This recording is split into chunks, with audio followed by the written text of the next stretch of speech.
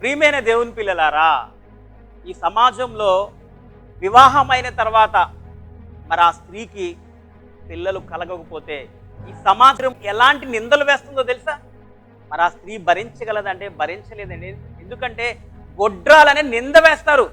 మరి ఆ ఎలా ఉంటాయో తెలుసా? ఆ మాటలు ఎలా ఉంటాయో సమూయేలు తల్లి అయిన హన్నా గురించి దేవుడు వ్రాయించాడు. చూద్దాం నా ప్రియమైన దేవుని పిల్లలారా. 1 సమూయేలు 2:3 యెహోవా అనంత జ్ఞానియగు దేవుడు, ఆయన క్రియలను పరీక్షించువాడు. ఇకను అంత గర్వముగా మాటలాడుకుడి, గర్వపు మాటలు మీ నోట రానియకుడి.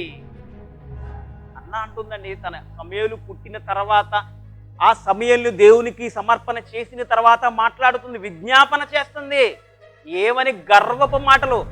ఈరోజు ఏ స్త్రీ అయితే గర్భము దాల్చదో వివాహమైన తర్వాత వారిని ఎలా అవమానపరుస్తుందో తెలుసా? ఈ సమాజం ఎంత గర్వపు మాటలు మాట్లాడతారో తెలుసా? సూటిపోటు మాటలతో వారిని అవమానపరుస్తారు. ప్రియమైన దేవుని పిల్లలారా, నింద ఎంత భయంకరమైనదో ఆ స్త్రీకి ఎరిగింది గనక, అయ్యా నాకు పిల్లల్ని ఇస్తే ఆ కుమారుని నీకు అర్పణగా చేస్తానంటుంది.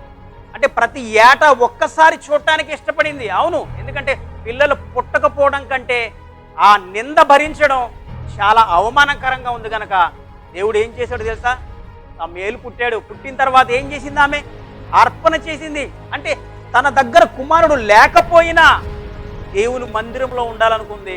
ఆ నింద ఆమెకు తొలగిపోవాలని కోరుకుంది. నా ప్రియమైన దేవుని పిల్లలారా,